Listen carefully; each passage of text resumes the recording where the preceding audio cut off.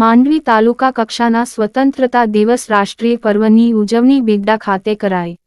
78માં સ્વાતંત્ર્ય દિનની તાલુકા કક્ષાની ઉજવણી નિમિત્તે બિદ્દા ગામે મામલતદાર વી.કે. ગોકલાણીના હસ્તે ધ્વજવંદન કરાયું। માંડવી તાલુકાના બિદ્દા ગામે 78માં સ્વાતંત્ર્ય દિનની તાલુકા કક્ષાની ઉજવણી કરાઈ હતી। માંડવી મામલતદાર વી.કે. ગોકલાણીના હસ્તે રાષ્ટ્રધ્વજને સલામી અપાઈ હતી।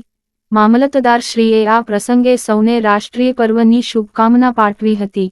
આ પ્રસંગે Mandvi TDO Samrabhai Patel, Mandvi taluka health officer doctor KP. Paswan, Mandvi વન વિભાગના અધિકારી જયાબેન ચૌધરી, કોડાય પોલીસના PI Vaghela, Mandvi marine PI RS. Solanki, Bidda head constable Mulraj Gadhvi, Mandvi taluka પંચાયતના પૂર્વ પ્રમુખ નિલેશભાઈ મહેશ્વરી, બિદ્દાના અગ્રણીઓ મંગલભાઈ સંઘાર, જરાજસિંહ સંઘાર સહિત ઉપસ્થિત રહ્યા હતા।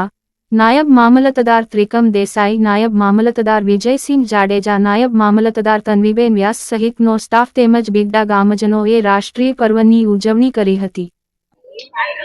આજે માંડવી તાલુકાના બિદ્દા ગામે કચ્છ યુવક સંઘ સંચાલિત સ્પોર્ટ્સ ક્રીડાંગણમાં 78માં સ્વાતંત્ર્ય દિનની ઉજવણી કરવામાં આવી।